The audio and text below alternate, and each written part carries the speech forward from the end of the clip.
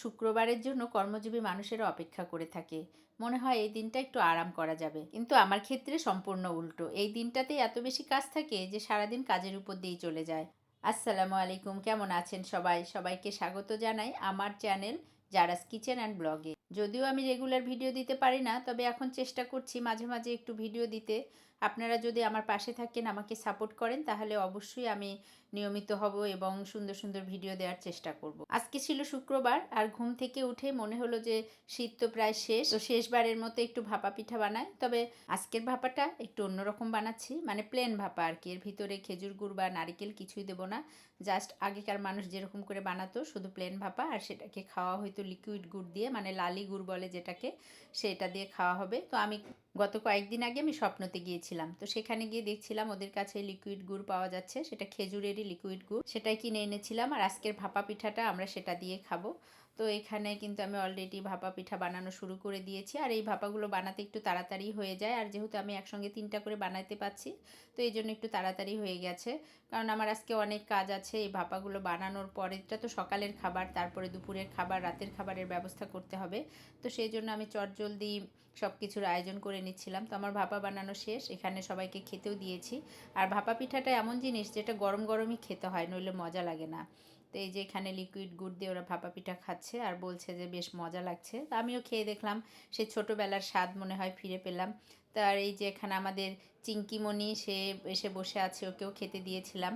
তো অবশ্য খায়নি, নষ্ট করেছে। তো খাওয়া দাওয়া শেষে রান্নাঘরে এসে দেখছি কি অবস্থা, এত জিনিসপত্র জমে গেছে। তো প্রথমে তো এগুলো পরিষ্কার করতে হবে, তারপরে তো দুপুরে রান্নার ব্যবস্থা। তো এসেই কোমর বেঁধে লেগে গেলাম মাজা ঘষাগুলো করতে। তো খুব দ্রুত আমি সব মাজা ঘষা কমপ্লিট করে ফেললাম। শুধু যে রান্নাঘরের কাজ তা কিন্তু না, ঘরের কাজও তো প্রচুর থাকে। বিছানা গোছানো, ঘর গোছানো, কাপড় চোপড় ঠিক করা, ফার্নিচার মোছা। তো সব কিছু গুছিয়ে নিয়ে আমি কিন্তু রান্নাঘরে চলে এসেছি। আর এসে দেখছিলাম যে আমার মশলা প্রায় শেষ, মানে আদা বাটা রসুন বাটা প্রায় শেষ হয়ে গেছে।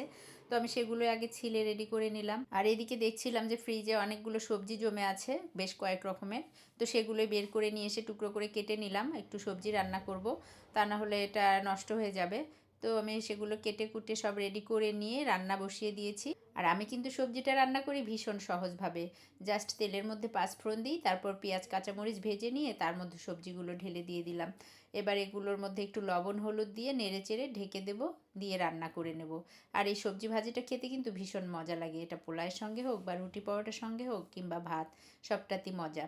আর এই পাশে রান্না করছিলাম দেশি মুরগি, 2টা দেশি মুরগি এখানে রান্না বসিয়ে দিয়েছি। ছোট ছোট মুরগি ছিল, তাই 2টা একসঙ্গে বসিয়ে দিলাম। তো মুরগির মাংসটা কষিয়ে নিচ্ছিলাম, কষানো হয়ে গেলে তার মধ্যে আলু দিয়ে দিলাম। এই নতুন আলু দিয়ে মাংসগুলো খেতে না ভীষণ ভালো লাগে, সে মুরগির মাংস হোক আর গরুর মাংস হোক, আমার তো ভীষণ পছন্দ। আপনাদের কাছে আমার একটা রিকোয়েস্ট, যারা এই ভিডিওটা দেখছেন বা দেখবেন, যাদের সামনে পড়বে, অবশ্যই একটু সাবস্ক্রাইব করবেন, লাইক করবেন, শেয়ার করবেন। আর আমাকে সাপোর্ট করলে আমি একটু সামনে এগিয়ে যেতে পারবো। আসলে অনেক দিন পরে চ্যানেলে কাজ করা শুরু করেছি, যদি আপনাদের সাপোর্ট পাই তাহলে অবশ্যই ভালো কিছু করতে পারবো। তো আশা করব আপনারা আমাকে সাহায্য করবেন। তো যাই হোক, এদিকে কিন্তু আমার রান্না বান্না কমপ্লিট। আর দুপুরবেলা আমরা খেতেও বসে গেছি, জারামণি আর আমি প্রথমে খেতে বসেছিলাম, কারণ এই মুহূর্তে বাসায় কেউ ছিল না। আর সবজি ভাজিটা যে এত মজা হয়েছিল কি বলবো। দেখতেই পাচ্ছেন জারামণি গামলাতে করে ভাত খাচ্ছে। আসলে একা একা ভাত খেতে পারে না, আমাকে তুলে খাওয়াতে হয়। তো একা একা খেতে দিয়েছি জন্যই আর কি গামলাতে দিয়েছি, যাতে ভাতটা চারপাশে ছড়ায় না পড়ে। খাওয়া দাওয়া শেষে একটু বিশ্রামের জন্য সময় পেয়েছিলাম। তো এর মধ্যে মেয়ে বায়না ধরেছে, সে বাইরে যাবে, ফুচকা খাবে। বাধ্য হয়ে মেয়েকে নিয়ে চলে আসলাম ফুচকা খাওয়ার জন্য। আর এমনি একজন নারী উদ্যোক্তা, এই আপুর এখানে আমি মাঝে মাঝে আসি জারামণিকে নিয়ে। উনি হাতে তৈরি খাবার বিক্রি করেন, আর সেজন্য আর কি আসা হয়। খাবারের মানগুলো বেশ ভালোই লাগে আমার কাছে। শুধু যে আমি আসি এখানে তা কিন্তু না, এই দোকানটার আশেপাশে স্কুল আছে, অনেকগুলো প্রাইভেট সেন্টার, কোচিং সেন্টার রয়েছে। আর সেগুলোতে যে মেয়েরা পড়ে তারা কিন্তু দল বেঁধে এসে আপুর এখানে খেয়ে যায়, কারণ এখানে খাবারগুলো তারা ভীষণ পছন্দ করে। আর সবচেয়ে বড় কথা, উনি একজন নারী, উনি একজন মেয়ে, তাই তো মেয়েরা ওনার কাছে এসে নিরাপদ বোধ করে, স্বাচ্ছন্দ্য বোধ করে, এই জন্যই মনে হয় বারবার ওনার কাছে আসে। আর খাবারের মান তো ভালো, সেটা তো অবশ্যই একটা ব্যাপার। তো যাই হোক, খাওয়া দাওয়া শেষ, এবার কিন্তু আমি বাড়ির দিকে চলে যাচ্ছি মেয়েকে নিয়ে।